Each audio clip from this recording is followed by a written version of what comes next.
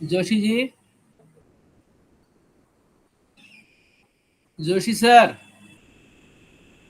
हाँ sir. Expert Balaji Kamre जी पूछ रहे हैं, कल जो सेशन है, हेलो, हाँ सर। कल का सेशन 6:30 के बजाय 3:30 कर सकते हैं क्या, ऐसा पूछ रहे हैं।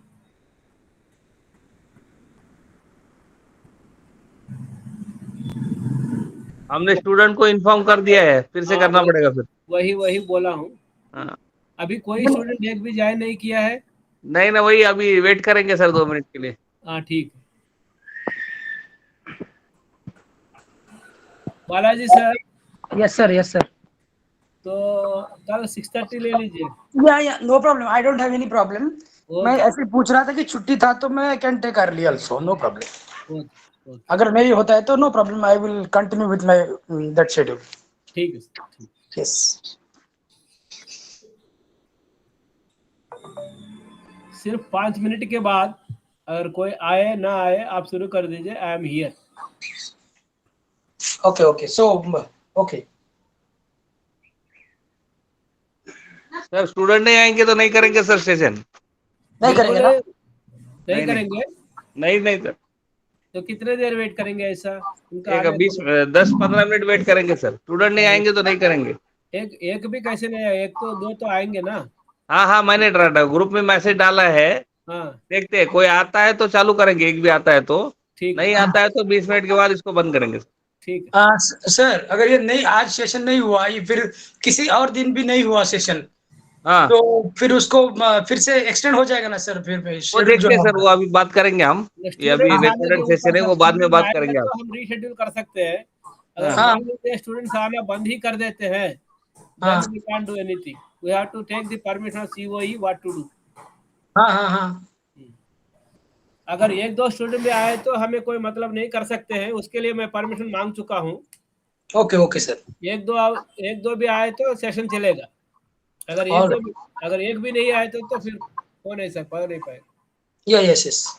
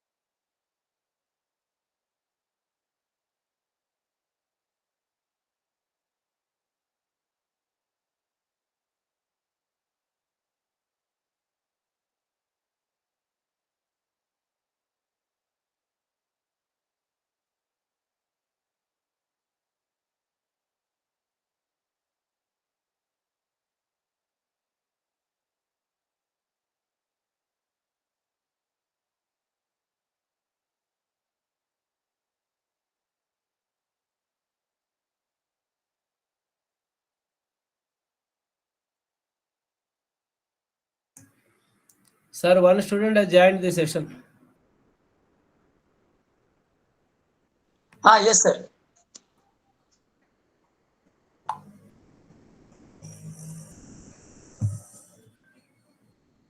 I think you can start. Can we go ahead? Okay. No. No problem, sir. Okay. If someone is interested, he will join. Mhm. Mr. Koniba, welcome to the session. Expert Kamble sir will start the session. Okay. In between, you are requested to interact whatever your questions are there. Whenever sir says, "Do you understand?" then say yes, or you can ask him to repeat, or whatever doubts you have, you can ask him. Mukhtar Goni, welcome to the session. I request Kamble sir to start the session. Yeah, yes, yes, yes. Can you hear me? Can you hear me, sir? Yes. Yes, sir, your voice is very clear. Yeah. Okay. Okay, sir. All right. All right. Okay. Let me share my screen first, and then we'll move on to the one.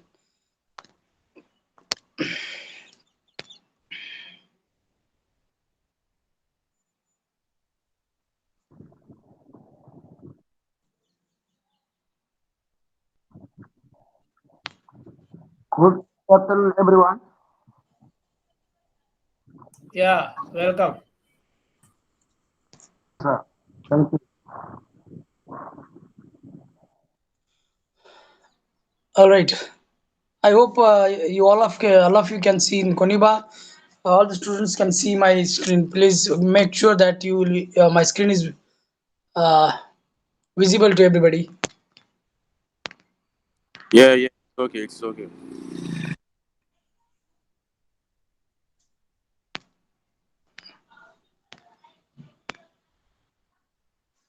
All right. So this will be the third session that we are going to conduct today, and this is all about translation and its history and its tradition as well.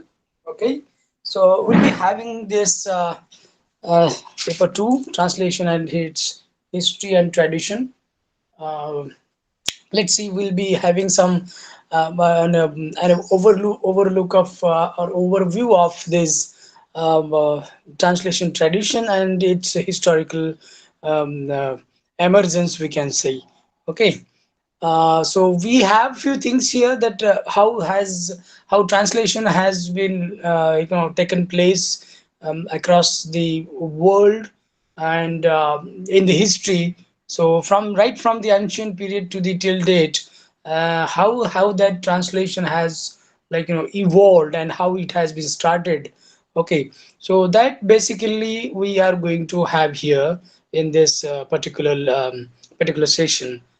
So the third and fourth session will be completely dedicated to this one only, the translation history and its tradition.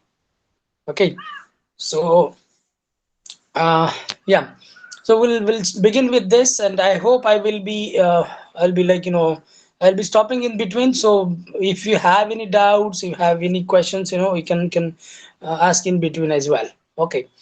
So very first point is tradition of Asian translation. I think I hope you remember that we have spoken about many of Chinese translation, Korean translation, and Japanese translation. So I have given you a short information, a brief information about these translations and its history, how it has been started in the last two sessions as well. So this is also a kind of historical overview, we can say, how this translation has taken place. So let's see what we have a basic thing and the major things which are related to the translation. Okay. Translation has taken place in many Asian languages in the history.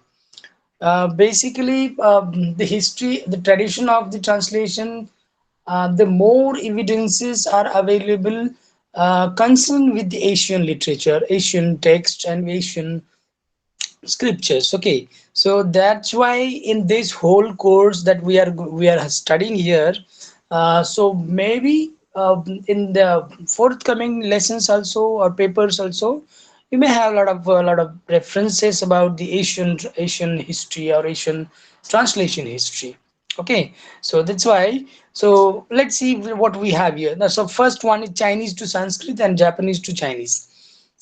This is I have taken only the examples, but Sanskrit to Arabic, Chinese to Sanskrit, Sanskrit to Chinese, okay, Japanese to Chinese and Chinese to sorry, Japanese to Sanskrit and Sanskrit to Japanese.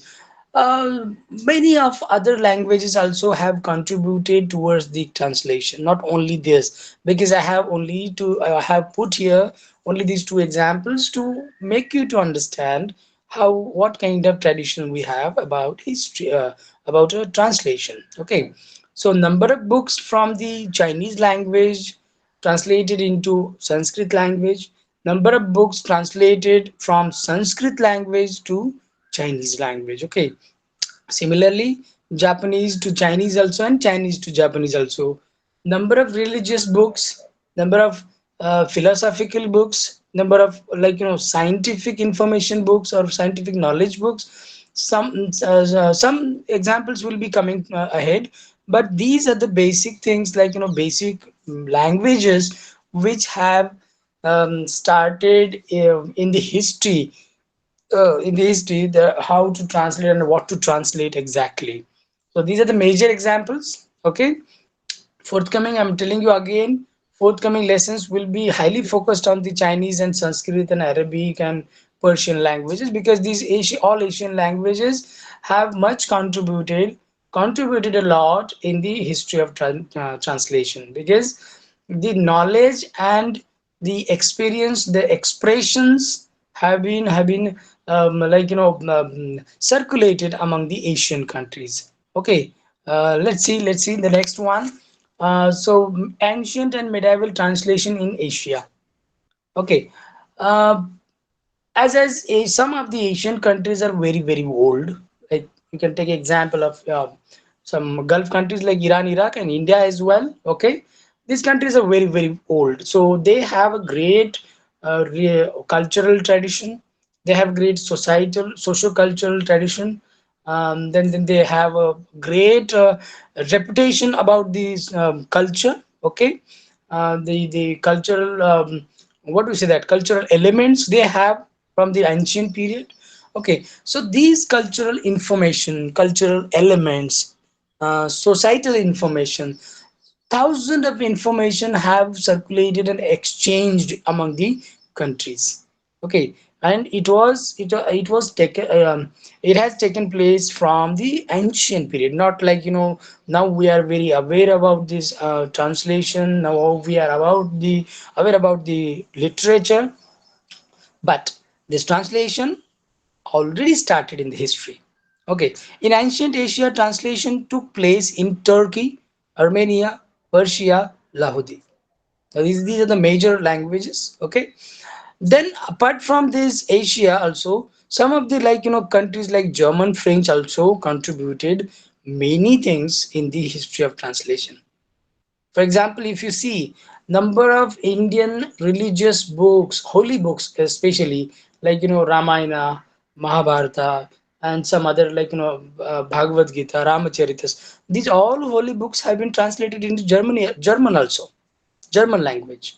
Okay, French language also, they have translated, French people translated numerous knowledge book, book of mathematics, book of some books on mathematics, books on science, they have translated from Indian language to their language, French. Okay, English, we know number of things have already translated into English from India, from many of the other countries as well.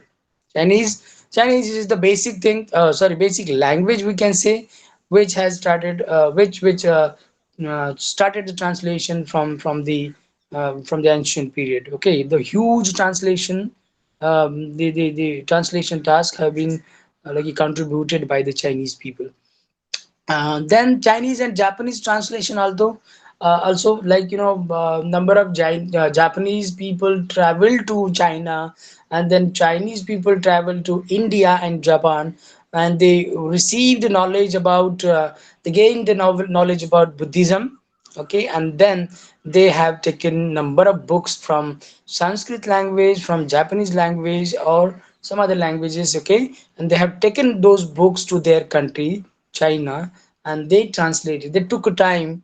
They took a huge period and translated number of books regarding the philosophy of this Buddhist religion. Then we have this Baghdadi tradition of translation. Generally, there's like Iraq, Iran, where the Persian language is being was being spoken. Okay, the Persian language is also a very old language. Okay, Persian, Arabic language. These are languages also they have translated number of books from India because Arabic and Baghdad, the tradition or we can society, we can say they were very much involved with the Indian trades and Indian what do we say that Indian business, we can say. So they were familiar with the Indian culture, they were familiar with the Indian language, familiar with the business, okay, familiar with the people, society, tradition, culture, everything. And then something that they have something has them something uh, attracted to them, and then they translated they found interest, okay, and then they translated number of things.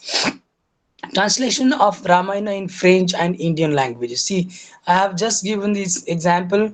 The now it is not the only one example in the translation study. Ramayana has been translated in numerous languages in the world, but number of languages have translated the Indian holy book Ramayana.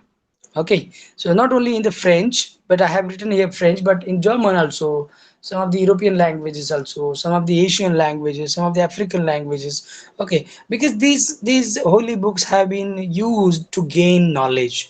Okay, to understand, to gain a knowledge from other country, culture, and society, we need to translate that, and that's why they have translated these holy books first, and then after that they gain some of the important elements from the holy books like Ramayana, Buddhism, and many other things also. Okay, so ancient period also, ancient medieval translation is also like a part of the history of the translation. Tradition of Buddhist translation. Okay, now this is the core of the of our study.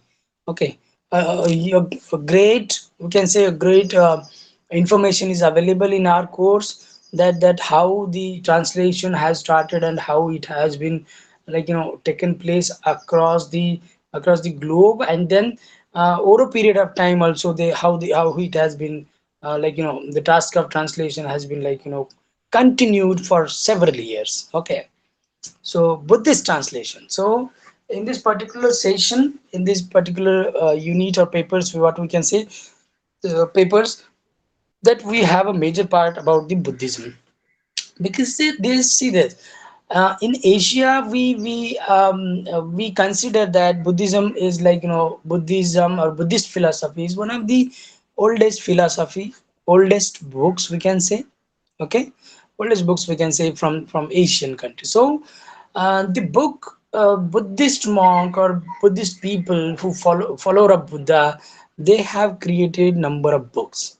They have written thousands of book regarding this philosophy of Buddha and philosophy of Buddhism, whatever related to the religion, how to live life, how to do the things in the life. Okay, whatever comes in the philosophy of Buddhism, philosophy of life, it is all covered, and everything has been included in that. So that's why Buddhism, we consider it's one of the oldest philosophy, one of the oldest religion also. That's why these Buddhism books, whatever the scriptures were existed from right from the history, people got interest in this, and then they translated into number of languages. Okay, and the reason is that the Buddhist monks, they travel around the among the countries, neighbor countries, generally we say that Buddhist monks or Buddhism was like from the land of India. Then they travel. The monks travel to Sri Lanka, travel to China, travel to some other countries, like they travel to Japan also. Okay, and then they travel. They also propagate the knowledge of the religion. So why, like they propagate and they put forth the notion that this Buddhism, the philosophy of Buddha, is very much important to the world. Okay, and then that is the point that they have made here, and then they they kept themselves in writing on some of the philosophy culture about the Buddhism, and then these monks traveled and then spread this knowledge about the Buddhism, and the regional people from China, people from Sri Lanka, people from Korea, Japan, Tibet, and of course some of the European countries also found interest in this, and then they started translating this. Okay, so this is the history of Buddhist translation. Now the very first in China, how it has been taken place. Translated Translation started in China with Kusham Lokesham in 164 to 18 186. Okay, I know that the number of things we have here that you cannot remember. So what I have highlighted here in this presentation, in this session, that what exactly you can understand from the concepts. Okay, of course you may have some of the books, or maybe you may have the study material from the university. Okay, so you will read many more things, but before going through those that study material, I think you should be clear with your basic concepts regarding the translation, tradition of translation, history of translation, what is the role of China in translation. That's why I have highlighted few things only. Okay, we have this name Pafotu Teng with his disciples translated Mahayana text firstly. Okay, so this is very important thing that you can just remember this name. Okay, Pafotu Teng was the first person who has translated Mahayana text firstly. Now, what is Mahayana text? It is about the text of Buddhist philosophy. Okay, the crucial text of Buddhism, we can say. Okay, so who was that? From China, first person Pafo Tu Teng. He was the first person who translated Mahayana text from the in the Chinese language. Okay, so these all books related to the Buddhism were all related to the, or you can say, were in the language of Sanskrit, Indian language. Okay, or maybe some of the languages regional languages also from India. Then they have translated Mahayana. Then some of the monks also traveled to Sri Lanka, like another Asian country. So Sri Lankan Buddhist tradition of translation also says this. Mahind is one of the son of the king Ashoka. He translated Tripitaka. Tripitaka also another crucial religious book or religious text, we can say, which is which Buddhist people or Buddhist philosophy consider is a core of religion. Okay, core of philosophy. So, son of King Ashoka, he translated the Tripitaka in the Sri Lankan languages. Okay, so I when I say that this person has translated this work, I'm taking Mahind's name, son of Samrat or King Ashok, we can say.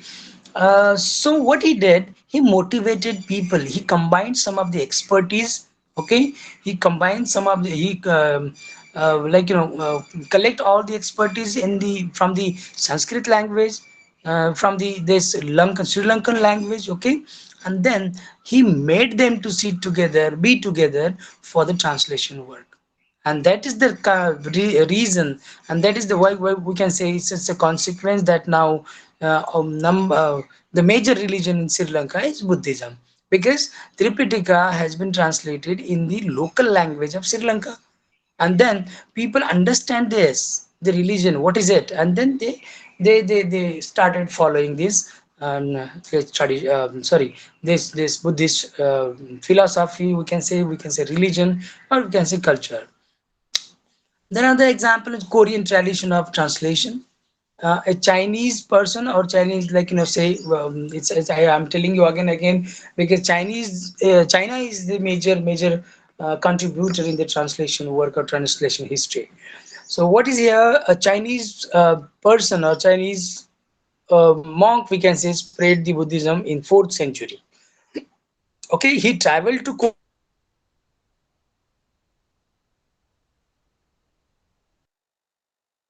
and then one of the Chinese monk, he went and he traveled to Korea, where he he exhibit the knowledge of the Buddhism, spread the knowledge or philosophy of Buddhism in the among the Korean people. Korean monks went to China to learn about the Buddhism. Again, because of one Chinese guy, he went and he traveled to this Korean country, Korea, and then he spreaded the things. The people get interest in that. People got interest in that, and one of the Korean monk, he went to China to learn about the Buddhism. Okay, and then he got number of books there about the Buddhist philosophy, Buddhism, and whatever related to all religions, Buddhist religion, and then he came back with Buddhist scriptures. Okay, he took everything whatever he could took. He could, he at the time, he took everything, information, important, whatever scriptures were available at that time. He took those all scriptures to Korea, and then he took a huge time to translate that. And because of his translation, the whole country, the whole Korean population started following the Buddhism. Okay, of course there was their own religion was existed at that time, but then the philosophy of Buddhism, philosophy of culture, Buddhist culture, and then the importance, okay, whatever the human values has been discussed in the Buddhism.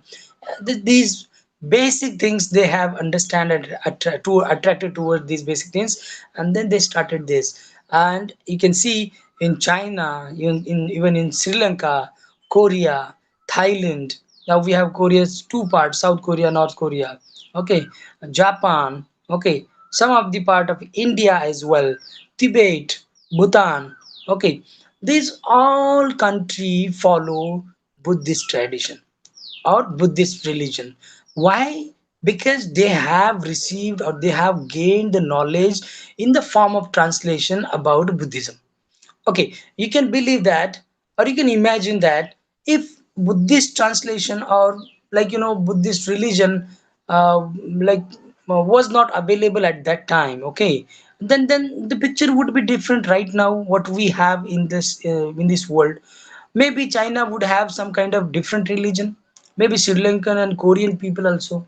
But the reason, the major reason this is people got very much information from Buddhist translation, Buddhist philosophy, Buddhist scripture, Buddhist text. Okay, whatever in the whatever form the text were available at that time. And because of this translation helped them to understand in a simple way, and people got attracted towards the Buddhist philosophy.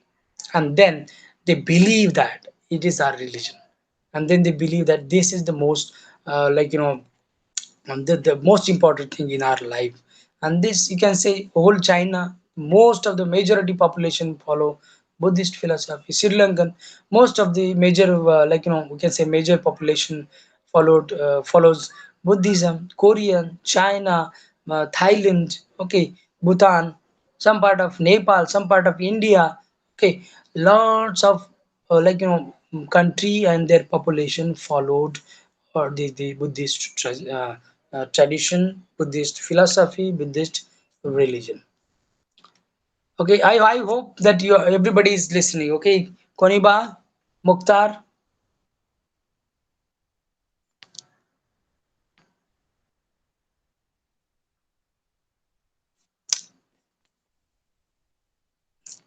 Okay, I hope that everybody is listening to me. All right. I can see Konibai Mukhtar Goni is here. Hey, I think somebody has left this. Okay, no problem. Then major challenges in translation. Okay, now which are the major challenges? We see this in translation. We have a lot of problems. Okay, that we cannot do translate each and everything in the from one language to another language. This is possible, and this is a crucial part of the translation. Now I have discussed in last session also, there are there are different types of translation. Okay, now machine translation, computer translation, okay, word to word translation, like these are the parts. So the major part is here, we have some of the problems while translating while translating something, or while translating a text from one language to another language. Now let's see which are the difficulty in translating figure of speech, idioms, simile, etc. Okay, see, if some person or anyone do not have a very good knowledge about the translation, or do not have good knowledge about the literature, language aspects like figure of speech, idioms, similes, whatever, the technical part of language, if somebody don't know, somebody doesn't know, then it is very difficult to translate figure of speech. Okay, now figure of speech, we have every language we have a different figure of speech. In English you have different idioms, in your own language you have different phrasal verbs, phrases, idioms. Okay, remember last time I have to I have told you one of the examples, like how people get difficulty in translation. Break a leg, I have told you one sentence, break a leg. What does it mean? It means that all the best. Okay, so similarly some of the idioms like break a leg, cherry on the cake, okay, all the glitters is not gold, okay, like these are the idioms we have in a different way in every language. Or sometimes you don't have a specific idiom, specific figure of speech in other language or target language. So in that case you will be having a huge difficulty to translate it and to break the word and make it in the other language. Then the matching tone and diction and rhythm. Okay, matching tone. See, in English generally we have this, like speaking tone. Okay, how we speak every word, because accent is different according to the mother tongue, according to the language, and according to the use of language. Okay, now we have varieties of English. Similarly, you may also have different language in your country. So the tone what we have in English, okay, the diction, the word diction means word, or rhythm, what we have in one language, sometimes it is very highly difficult to translate as it is. Okay, high pitch, you are talking about something like high pitch. Okay, you are giving some of the examples or writing some sentences, or maybe in fiction, or maybe in the play you speak, or somebody is speaking some of the dialogues, so we cannot match the tone. But in that different language, target language, we don't have this a particular scope, or what we need, that we sometimes we cannot find from the target language. That's why matching tone, or sometimes proper words or perfect words we cannot find. So this is also a difficulty. Then sorry, translatable words. Okay, sometimes a word or phrase simply has no equivalent in the target language. See, we have number of synonyms for a particular word. Okay, for example, in English words, if you take any word, we have number of synonyms, or maybe at least 2 3 synonyms we have. But you cannot have Sometimes you cannot have a particular meaning of a particular word in the target language. For example, one word I have a kind of milk. Okay, milk. I know what is milk, okay, in English, right? But I have to translate it into the other language. Okay. Suppose if you don't have, we have this word, okay, but I'm just only telling this example. Okay, we have this word. But if you don't have any word for, like, to write about the meaning, about meaning of milk in the target language, then what you will do? You will write some of the optional word or substitution. What you say, a white liquid, we can say. Okay, white drinking liquid. Okay, whatever, you will break the meaning, break the word, and then you will be having the another meaning for that word. Okay, similarly, if you don't have a particular word for, like, word, we have building. Okay, what is building? Building is English word, but you don't have the similar word into the target language. Then what you will do? What you will do? Then you will write something optional word for that. But the effect of that particular word will not be created in the reading part of the target language. So sometimes some of the words we have that we cannot translate into other language. Okay, then next is translating compound nouns. Butterfly, for example, butterfly and carpool can't be translated literally. I have only two here. Okay, so we cannot translate it.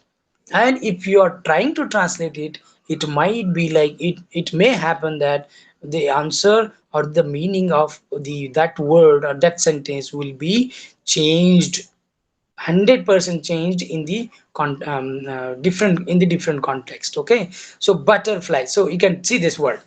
If you break this word, butter and fly, see, butter is different again in English, fly is again English different word. So butterfly, if you're breaking it and translating it, then of course you will be having a different meaning. Okay, and then you see the example of carpool. Car, the word car, and the pull. See, if you write it separately, then you will be having a different meaning. So car is a different word, pull is also different word. Okay,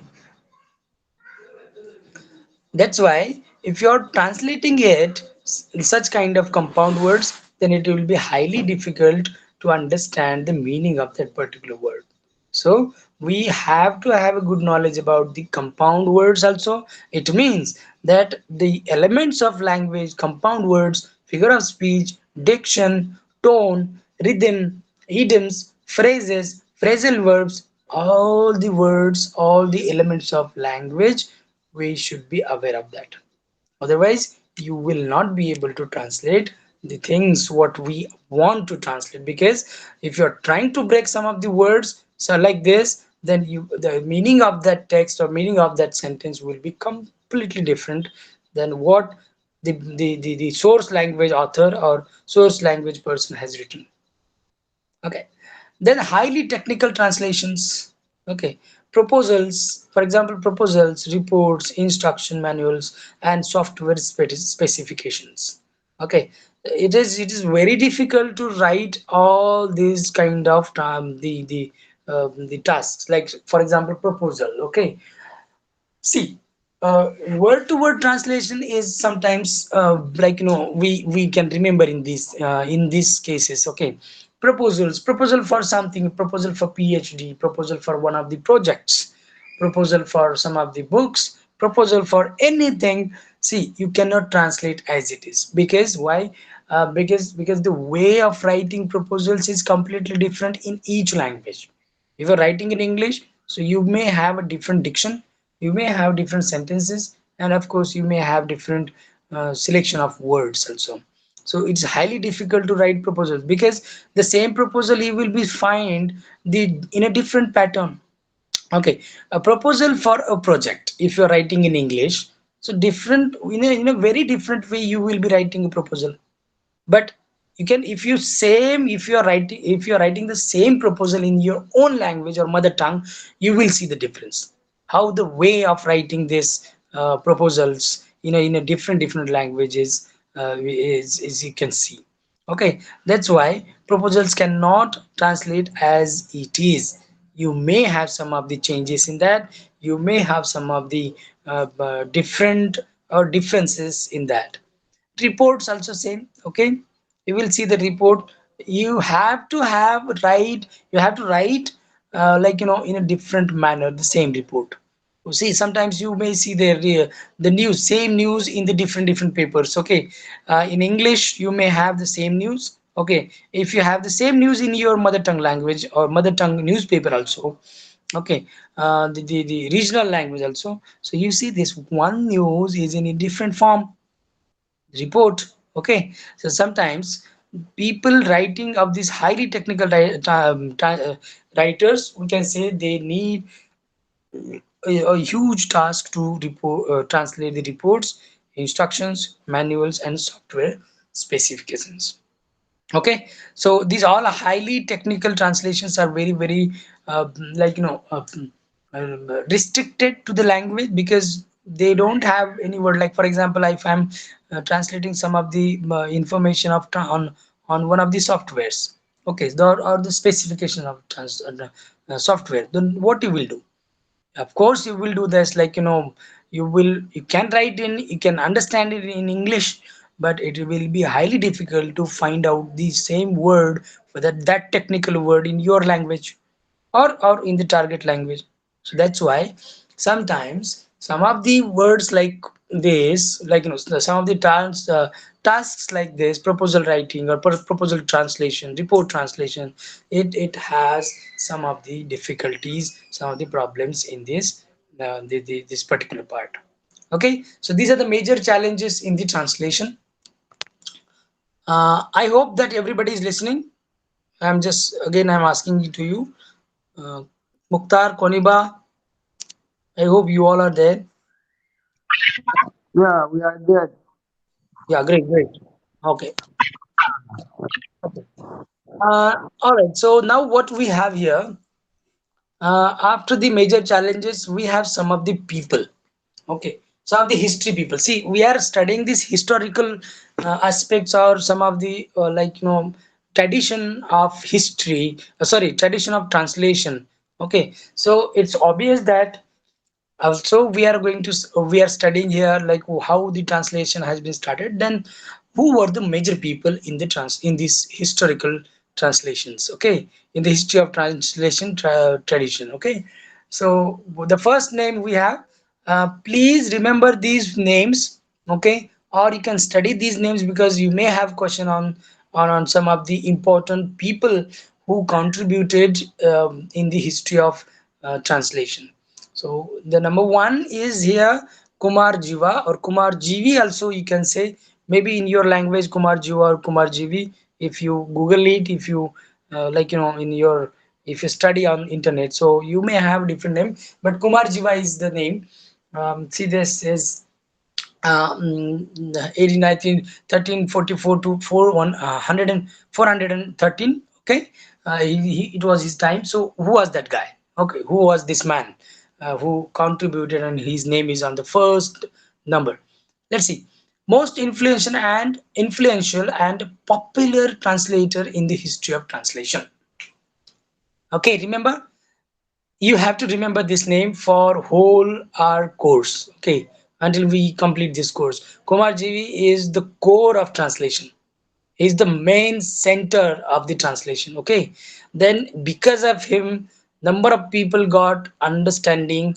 Okay, understood the importance of translation also, and received or gained a huge knowledge from his translation also. So that's why history respect him in the concern of translation. Okay, so he's most influential person and popular person at his time. Because of his task, because of his contribution, people understood, and people learn about translation. Okay, let's see. Translated more than he has translated more than 384 texts. Okay, So it's a huge task. If one book is about around now what we have in around like in modern India or modern world, we have one book around for 200 pages or maybe 300 pages or something like that, not more than 350 or something like that. But one book I'm talking about. But how is it like possible? How this guy Kumar Jivi or Kumar Jiva translated 384 texts from like Buddhism to other countries in China and this all. Okay, so you remember this number also when you will be asking this question in the examination. Write a short note on Kumar Jiva. So you have to have these all little information and crucial information about this man. So he has written 380 texts. Okay, sorry, translated. Then the next Hirak Sutra, Amitabh Sutra, Kamala Sutra, etc. are the translation by Kumar Jiva. Okay, I have just got this information from internet also and from your study material also. So no need to, if you don't remember, then it's okay, no problem, because these words are from Sanskrit and Indian languages. So these are the name of the books. Okay, these are the actual books which has been translated by Kumar Jiva, and these books are from among these 384 books. Then Qin Dynasty honor Kumar Jiva and request him to translate 300 Buddhist texts into Chinese language. Okay, as I told you that he has translated number of books around 384 texts from Buddhism to China.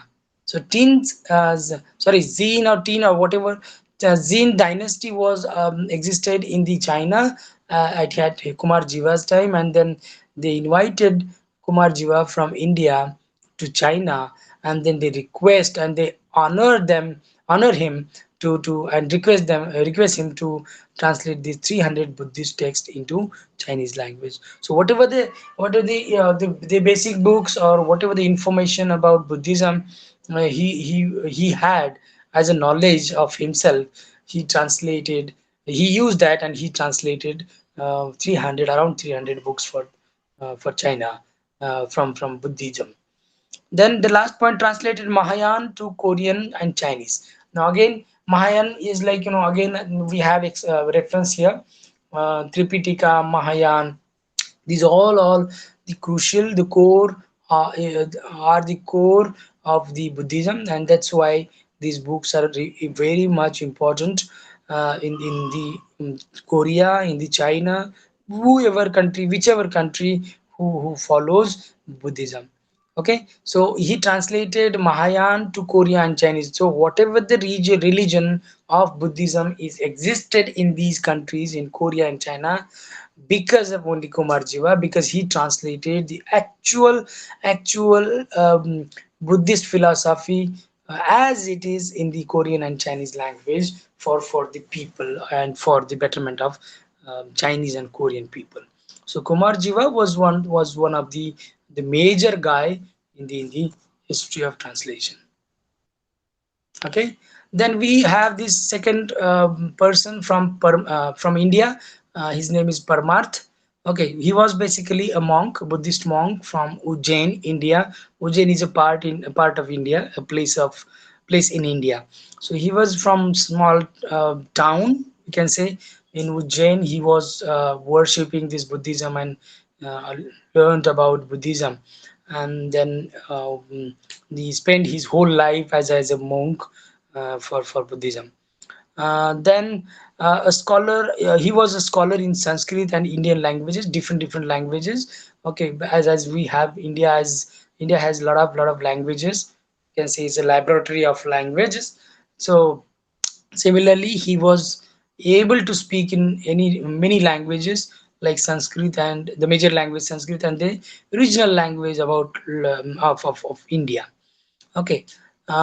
Due to his this knowledge of Sanskrit and other Indian languages, he successfully propagated the Buddhism among the regions of India as well as out of India also.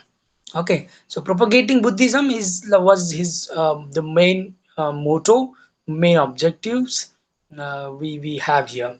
So Parmarth from Ujjain, he translated in this in Nanking, China. like place we have in China, like, and lived for 10 years and translated Buddhist text into Chinese language. Okay, he traveled to India. Sorry, he traveled to China from India, Ujjain, and then he spent there 10 years and then translated Buddhist text into Chinese language. Okay, Nanking dynasty, or the king of China, Nanking place.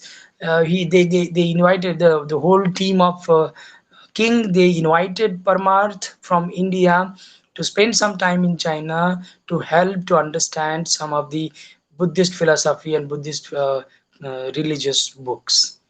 Okay. Then at the age of 71, in his last days, he translated around 70 Buddhist texts. Okay. See, there's at the end of this, like, when he come when he returned to India, okay, in his early in his the last days, we can say, he translated number of books, like, around 700, sorry, 70 books translated into different languages. Okay, after Kumarjiva, Parmarth is the one, and then next one, third is Bodhidharma. Okay, a monk from South India. Bodhidharma also a name of one guy who was living in South India. Some of the part now we can call it like, Karnataka, Kerala, like whatever parts we have in South India right now.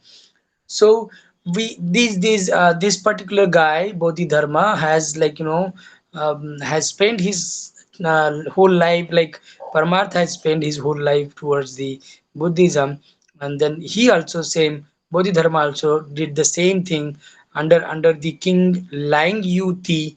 He translated Buddhist or Buddhism text into the Chinese language. Bodhidharma also translated there some of the important things, important books from the Buddhism to translate to the Chinese language. Then Yuan Chang, also one of the monk from China.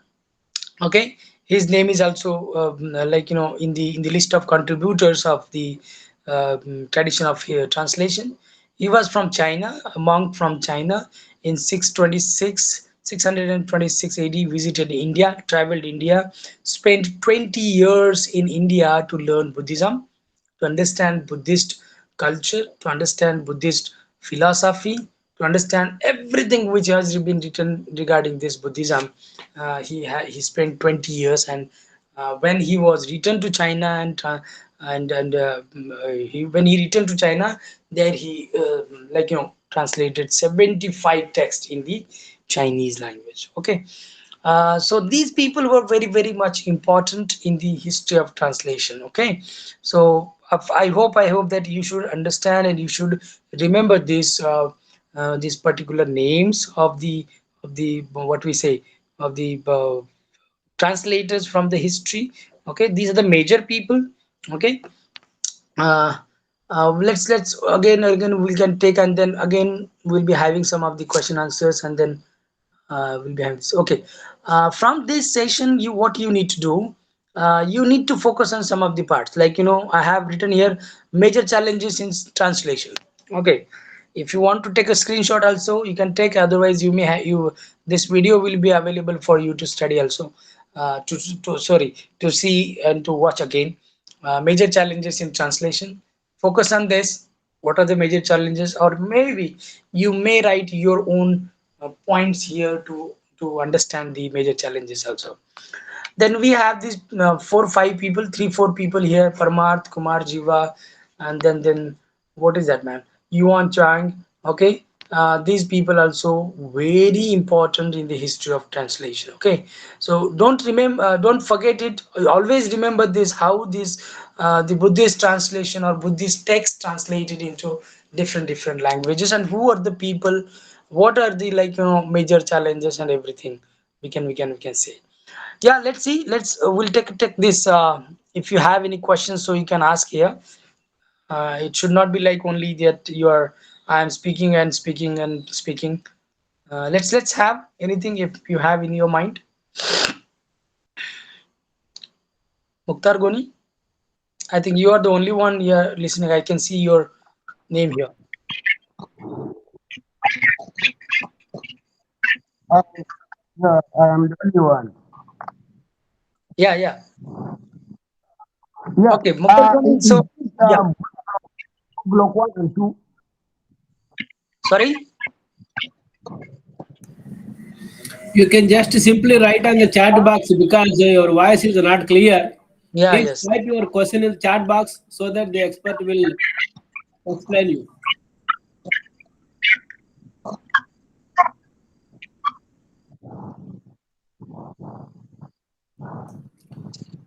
Mr. Mukhtar Goni, please type your question in the chat box. Your voice is not coming, please. Yeah, Cooperate. Write your question in the okay. chat box.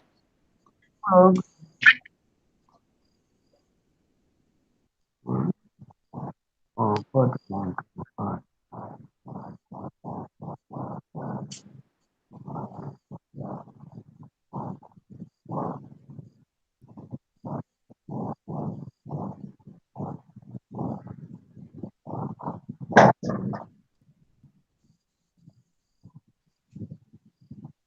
Okay, I hope that he's typing, sir. Wait for him.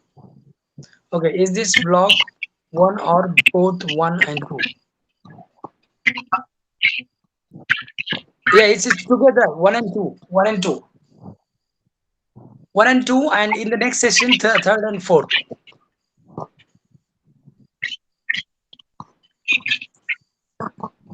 Yeah. Okay. See, every block we have a huge information about this, Mukhtar. Okay. We have a lot of information regarding this. You can mute it. I got your question. Let me talk. Mute your mic. Okay, all right. So what, like, every paper we have, like, every lesson we have a lot of blocks also, two blocks, or sometimes four blocks, or maybe some more than this also.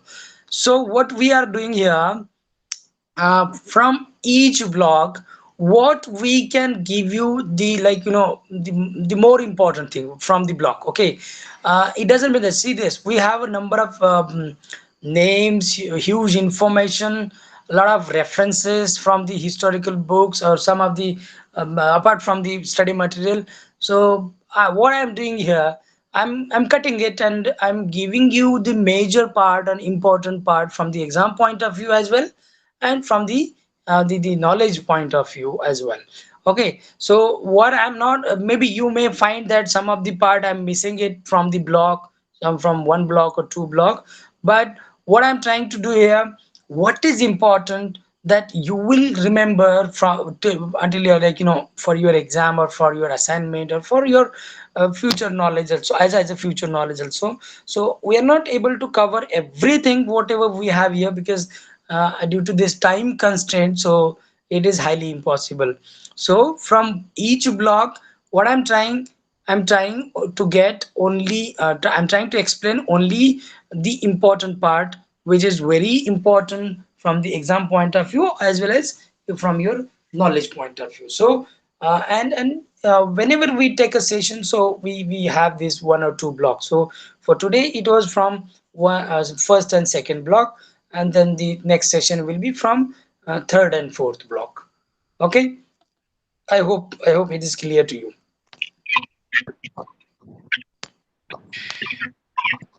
Yeah, it is.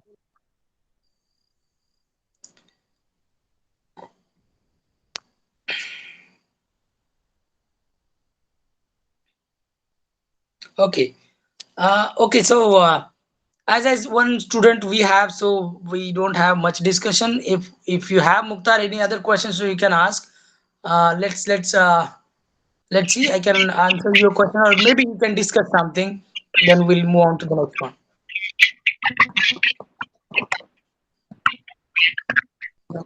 Yeah, also, but I don't have any question. Hmm. Maybe in the next session, Huh. so I go on study. So your voice is breaking, Mukhtar. Your voice is breaking. You, so just type the message. Can you hear me? Type your question.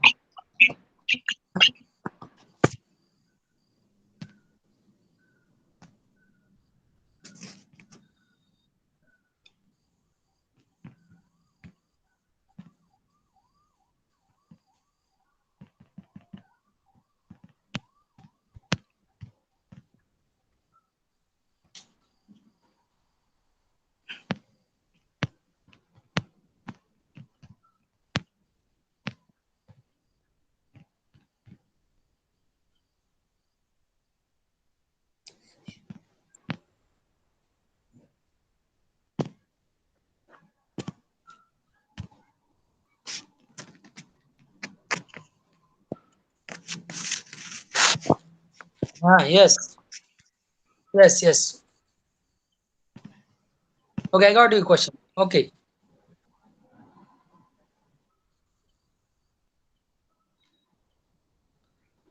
Yeah, we'll try to cover. We'll try to cover in the next session also. Okay. So maybe you will be able to understand much of the information that you're missing it. And but the important like you're unmute. You mute it, Mukhtar. Okay. Okay, so major part also we are taking here only. So let's every session will be like this. Okay, let's take a recap and then we'll stop here for today. Okay, uh, from this one block, one second, first and second block. So we studied here for today translation, history, and tradition. I have given some of the examples like Chinese to Sanskrit, Japan to Japanese to Chinese, again Chinese to Japanese, then Sanskrit to China, China to Sanskrit. These are the examples. Number of information have been translated. Then ancient period and medieval translation in Asia, how it was been translated. Some of the books from Asia, like see, the translation work was taking place in the Armenia, Persia. Okay, these were the states at that time. Countries were the later on the name of the countries have been changed, but these are the regions and the languages we can call it. These are the major where the translation we can see have been taken have been taking place from the history. German, French, English, and Chinese also the major languages of the in the world. They also contributed in translation history. Many of the holy books and some of the philosophical, scientific, inventory books like discovery book. Okay, number of knowledge book they have translated among the different languages of the world. Chinese and Japanese translation also we have seen, and then Baghdadi tradition of translation, where in the lot of information in translated into the Persian language, okay, Persian and Arabic languages. So we have the evidence of this also, Baghdadi translation. Then translation of Ramayana in French and Indian languages. I have given this example because of all the holy books of not only of India but every country's holy book they have translated into different languages. Okay, in the world. Then tradition of Buddhist translation. I have given some of the country name here. China, how it has been translated. The Mahayana is like first translated by Pafotu thing. Then Sri Lankan people, how they got the how they introduced the Buddhism by the son of King Ashoka.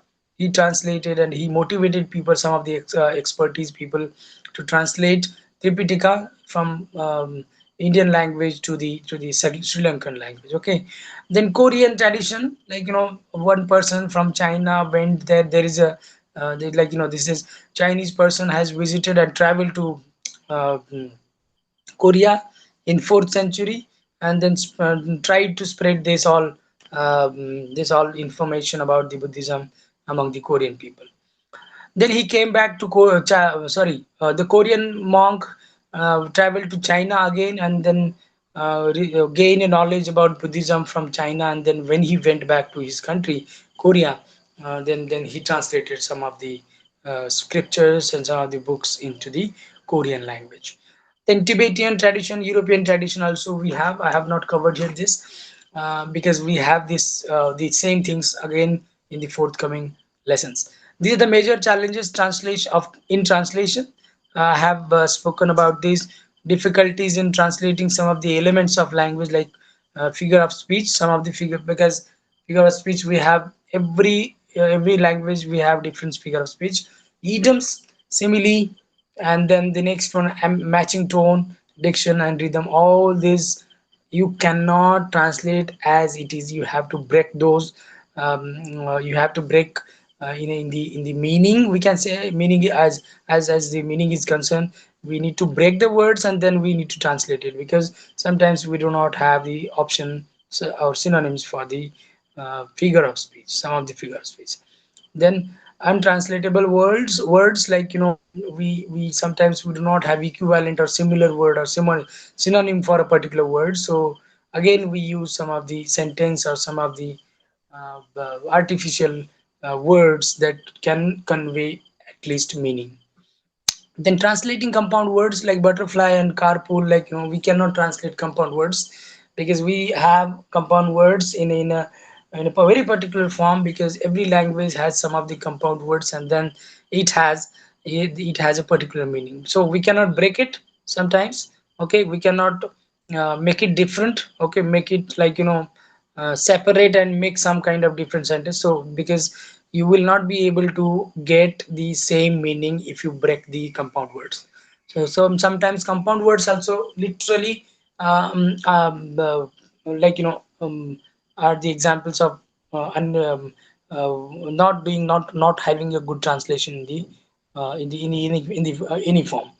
Then highly technical words like writing the proposals, reports, and instructions, manual understanding or manual information manual, we cannot translate it as it is.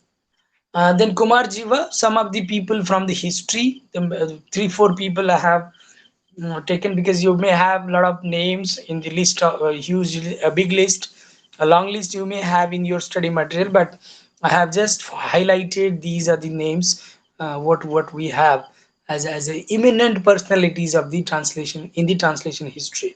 So Kumar Jiva is the one. Okay, he has translated around,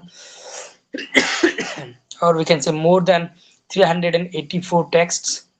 Okay, and then he was invited to China, by China. Then Xin dynasty has honored him, okay, and request him to translate 300 Buddhist text, and he did that. Okay, the very crucial and the important book of Buddhist religion, Mahayana, he translated into the major languages, this like Korean and Chinese, where he could spread the philosophy of Buddhism. Parmarth is also another. I have discussed this. Okay, to propagate this Buddhism, he has, like, translated and written many things regarding Buddhism into the different languages of the world, as well as from the different languages of the India also. Okay, then he also, Parmarth also called or invited by the Chinese people. He where he spent 10 years.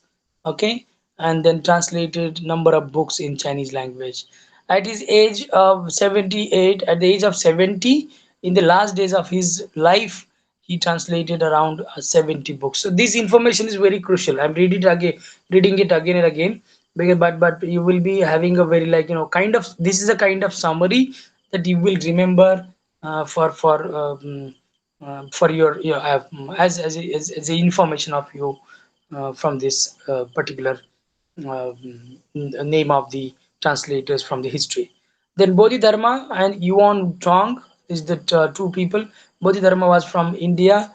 He also traveled to China and translated a number of books from the Chinese king invited him, and then he went there and traveled spent few years, and then translated into China.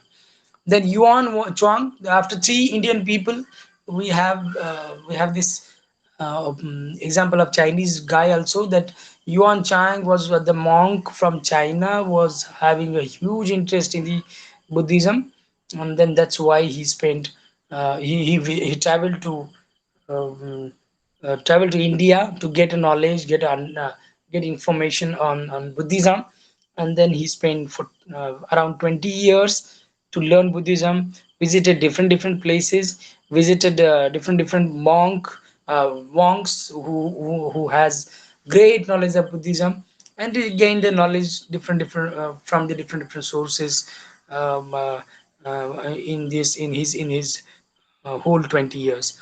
And then he returned to China. When he go went back to his country, then he translated his 75 text into the Chinese language. Of course, he has taken a lot of scriptures, books, whatever he found in the whatever he could take from India. He could he took from India, and then he went there, and throughout his life he spent his much time in the translation of these 75 texts in Chinese language from Indian language. I hope this will be a great information for you, um, those who have those who are watching right now, like Mukhtar Goni, I can see you, and the other people also who will watch this later on after as a recorded lecture. So this will be highly information or informative video, you can say, for this. So yes, Mukhtar Goni, if you have any question, you can ask. Otherwise, we'll stop the presentation for today. No. Yeah, I can see you. Yeah, no problem. Go ahead. Go ahead. No, but the lecture is very clear. So for now, I don't have any question to ask. Okay. Maybe we can say, Okay. yeah. Yeah. All right. No problem. But if you don't have any question, but still you can. If you have a time, then please watch it again. If you miss anything, or if you want to focus on a particular thing or a particular topics or concepts like challenges of translation or whatever you feel, then please watch it again. It will be available in your LMS portal. Thank you very much. Yeah, thank you for your patience for listening this session. Uh, Yeah, thank you. yeah, yeah. Sharma Yeah. sir, are you there? Sharma sir, can you hear me? Huh? Yeah. Wait a minute. I'm just asking the sir that is he available there?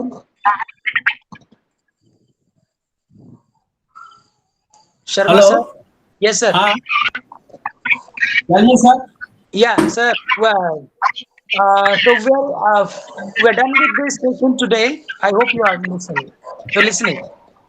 Okay.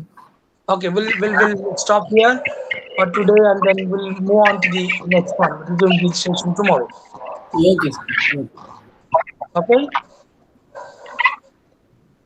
Okay, Mukhtar Goni, thank you for your patience. Okay, thank you for attending this Thank you so class. Let's see you tomorrow in the next session.